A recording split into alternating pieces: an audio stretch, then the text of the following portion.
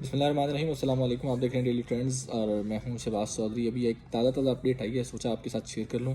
اور یہ اپڈیٹ اس سے پہلے بھی اس گھر سے کافی زیادہ آئی ہیں، اور ہم نے دیکھا کہ جب 9 مئی کے واقعات ہوئے تب بھی عثمان ڈار کی گرفتاری کے لیے جب ان کے گھر ریڈ کی گئی تو ان کی والدہ کے ساتھ جو کچھ ہوا وہ سارے پاکستان نے وہ سوشل میڈیا کے اوپر ویڈیوز بھی دیکھی، جس طریقے سے پولیس آفیسر جو تھے اور پولیس جو جوان تھے انہوں نے ان کی والدہ کے بالوں کو پکڑا. وہ ویڈیو سارے پاکستان کے سامنے ہے. اس کے بعد کچھ دن عثمان ڈار صاحب جو ہیں وہ منظر عام سے غائب رہے. وہ انڈر گراؤنڈ تھے، لیکن پھر خبر آئی کہ انہیں جو ہے وہ گوادر سے، بلوچستان کے علاقے گوادر سے گرفتار کر لیا گیا. عثمان ڈار کو گرفتار کیا گیا، پولیس نے انہیں گرفتار کیا. اس کے بعد 9 مئی کے جو مقدمات ہیں ان میں وہ مطلوب تھے. جب انہیں گرفتار کیا گیا تو اس کے بعد اچانک سے ایک دن وہ ان کے جو ہے رہائی کے لیے ہائی کورٹ کے اندر پٹیشن بھی دائر کی گئی کہ ان کو گرفتار کیا گیا، کہیں پہ پیش نہیں کیا گیا. لیکن پھر اچانک سے کامران شاہ صاحب کے پروگرام میں وہ انٹرویو دینے پہنچ گئے. انہوں نے کامران شاہ صاحب کو انٹرویو دیا اور اس انٹرویو میں انہوں نے بہت ساری باتیں کی. پاکستان تحریک انصاف سے اپنی راہیں جدا کرنے کا فیصلہ کیا، اور پاکستان تحریک انصاف کے علاوہ اپنی جو ایکٹیو پالیٹکس ہے اس سے بھی انہوں نے کہا جی میں اب کسی بھی سیاست میں حصہ لینے سے قاصر ہوں، اور وہ انہوں نے سیاست کو بھی خیر آباد کہہ دیا. تو اس کے بعد جو ہے وہ عثمان ڈار منظر عام پر آ گئے. اس انٹرویو کے ساتھ وہ منظر عام پر آ گئے. لیکن جیسے ہی وہ انٹرویو پبلش ہوا، وہ انٹرویو آنے روا ٹی وی کے اوپر سب لوگوں نے دیکھا. اس انٹرویو کے بعد عثمان ڈار کی والدہ کا ایک ویڈیو بیان جاری ہوا. وہ ویڈیو بیان یہ تھا کہ جی عثمان ڈار نے پی ٹی آئی چھوڑی ہے، عثمان ڈار نے پاکستان تحریک انصاف کو چھوڑا. عثمان ڈار نے یہ بات کی ہے کہ میں سیاست میں حصہ نہیں لوں گا، میں الیکشن میں حصہ نہیں لوں گا. لیکن ان کی والدہ نے اناؤنس کیا کہ میں خواجہ آصف کے مقابلے میں سیالکوٹ سے الیکشن لڑوں گی، اور انہوں نے خواجہ آصف کے مقابلے میں الیکشن لڑنے کا اعلان کیا.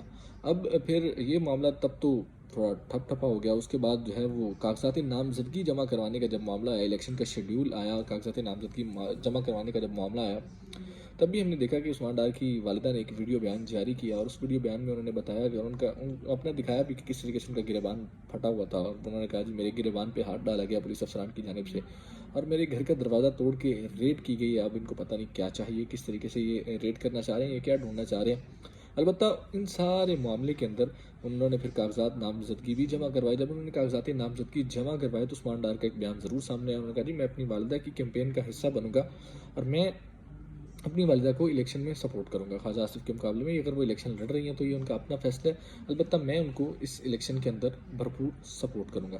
لیکن اس سارے معاملے کے اندر عمر ڈار صاحب جو عثمان ڈار صاحب کے بھائی ہیں وہ بھی سیاست کا حصہ ہیں، اور پاکستان تحریک انصاف کے بڑے اہم رہنما. پاکستان تحریک انصاف کے اندر ان کا ایک بڑا اہم رول ہے. تو وہ اس سارے معاملے کے اندر وہ منظر نامے سے غائب تھے. وہ ابھی تک کہیں پہ نظر نہیں آئے تھے. البتہ سوشل میڈیا کے اوپر ان کے بیانات ضرور آتے رہتے تھے، ان کی ویڈیو بیانات بھی ایک دو دفعہ آئے. بٹ اب یہ خبر آ رہی ہے کل رات کے پچھلے پہر ان کو جو ہے وہ لاہور سے گرفتار کر لیا گیا. لاہور سے عمر ڈار صاحب کو بھی گرفتار کر لیا گیا. عمر ڈار جو ہے وہ لاہور سے گرفتار ہو چکے ہیں. اب دیکھتے ہیں کہ ان کا آگے آنے والا وقت جو ہوگا وہ کیا کرتے ہیں. وہ بھی کیا پاکستان تحریک انصاف سے راہیں جو ہے وہ جدا کرتے ہیں یا نہیں کرتے، یہ تو آنے والا وقت بتائے گا. لیکن کل سے ایک اور نام جو ہے وہ پاکستان کی سیاست میں بڑا لیا جا رہا ہے. یہ نام پچھلے 5-6 سال سے پاکستان کی سیاست کے اوپر بڑا راج کر رہا ہے، اور وہ نام ہے جنرل فیض حمید کا.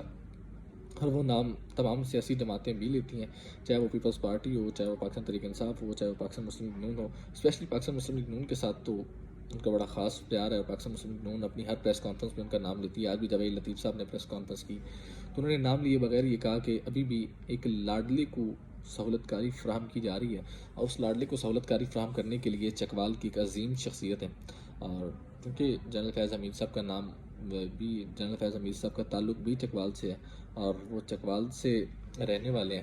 اور اسی لیے جویل لطیف صاحب بار بار جب بھی نام لیتے ہیں تو وہ یہی کہتے ہیں کہ وہ شخص ابھی بھی عمران خان کو سہولت کاری کر رہا ہے. اور انہوں نے آج باقاعدہ طور پہ کہا اداروں کے اندر سے عمران خان کو سہولت کاری کی جا رہی ہے، سوشل میڈیا کے ذریعے، عدالتوں کے ذریعے اس لاڈلے کی کیمپین کی جا رہی ہے. البتہ کل ایک ایونٹ تھا، مولانا فضل الرحمان صاحب کے بیٹے کی شادی تھی، ان کا ولیمہ تھا. وہاں پہ تقریباً تمام سیاسی لوگ جمع ہوئے تھے. بڑے بڑے سیاسی رہنما، بڑی بڑی جماعتوں کے سربراہ وہاں پہ جمع ہوئے تھے، اور بڑے بڑے حکومتی عہدیدار جو تھے وہ بھی وہاں پہ موجود تھے. وہاں پہ ایک ٹیبل کے اوپر تب رونق زیادہ لگی جب وہاں پہ آصف علی زرداری صاحب آ کے بیٹھے، اور ان کے ساتھ صادق سنجرانی صاحب بیٹھے ہوئے تھے، مولانا فضل الرحمان صاحب بیٹھے ہوئے تھے، کافی لوگ وہاں پہ بیٹھے ہوئے تھے. آصف زرداری صاحب نے صادق سنجرانی صاحب کو مخاطب کرتے ہوئے ایک بات کی.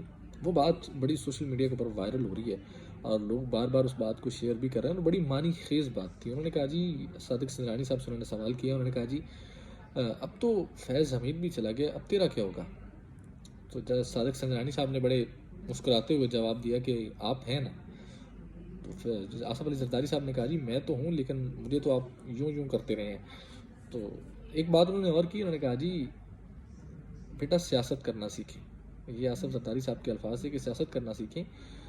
ہمیشہ ان کی بادشاہی نہیں رہتی, ہم سیاستدان ہیں, ہماری بادشاہی ہمیشہ رہتی ہے. انہوں نے چلے جانا ہے, ہم کمزور ہوں یا طاقت میں ہوں, ہم نے رہنا ہے, انہوں نے چلے جانا ہے. یہ بات ایک دفعہ پہلے بھی آصف علی زرداری صاحب نے کی تھی کہ آپ 3 سال کے لیے آتے ہیں, ہم ہمیشہ کے لیے آتے ہیں, آپ نے 3 سال بعد چلے جانا ہے, ہم نے رہنا ہے.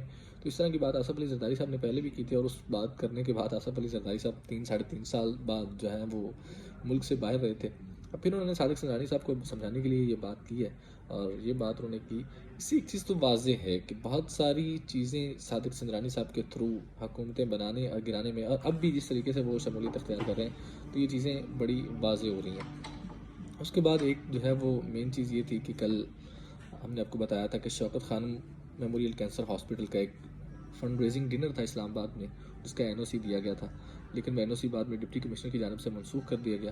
کل صدر عارف علوی صاحب نے اس کے اوپر ٹویٹ کی ہے, انہوں نے کہا جی یہ NOC منسوخ نہیں ہونا چاہیے تھا. شوکت خانم جو ہے وہ ایک سیاسی یا سیاستدانوں کا نہیں ہے, وہ عوام کے لیے اور ایک فلاحی ادارہ ہے, تو فلاحی اداروں کے ساتھ ایسا نہیں ہونا چاہیے. ایسا کہنا صدر مملکت صاحب کا. اسی کے ساتھ مجھے دیجیے اجازت.